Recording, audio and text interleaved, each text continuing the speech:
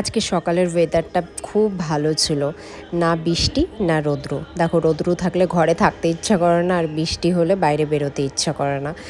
আর জানো তো, আজকে মা সকালবেলা একটু ছানা বানিয়ে দিয়েছিল ব্রেকফাস্টের জন্য। আমি জানো তো সকাল সকাল এত হেভি খাবার খেতে পারি না, কিন্তু ওই যে লাস্ট এক সপ্তাহ জ্বরে আমার শরীর এত উইক হয়ে গেছে কি বলবো। যখন তখন রাস্তার মধ্যে মাথা ঘুরাচ্ছে, বসে বসে মাথা ঘুরাচ্ছে, কাজও করতে পারছি না ঠিক করে।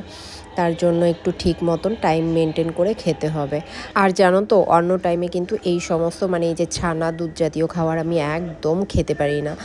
আর যখন শরীর খারাপ হয় তখন মনে হয় যে না খাই, খেতে ইচ্ছা করে না, তাও জোর করে গিলে গিলে খাই যাতে করে শরীরটা ঠিক হয়ে যায়। এখন আমি রেডি হচ্ছি, অফিসে যাব। রেডি হওয়ার সময় দেখলাম লিপস্টিকটা শেষ হয়ে গেছে। জানো তো, সব কিছু এখন শেষ হয়ে গেছে, আমাকে সব কিছু কিনতে হবে। আর এই জামাটা পরার পর আমি এখন ভিডিওতে দেখছি এত বাজে হয়ে গেছে ড্রেসটা। আমি এটা পরেই অফিসে চলে গেছি। এটা না আর বাইরে পরে যাওয়া যাবে না, তবে পরলে এগুলো আবার আরাম লাগে গরমের দিনে। এই তো, তারপর অফিস থেকে ফিরে একটু চা বানিয়ে নিলাম। চা খেয়ে তারপর ডিনারের জন্য প্রিপারেশন নিয়ে নিলাম। আজকে বানিয়েছিলাম আলুর পরোটা আর টমেটো চাটনি। ওই যে মুখে স্বাদ একদম পাচ্ছি না, তার জন্য ভাবলাম একটু চটপাটা খেলে যদি ভালো লাগে।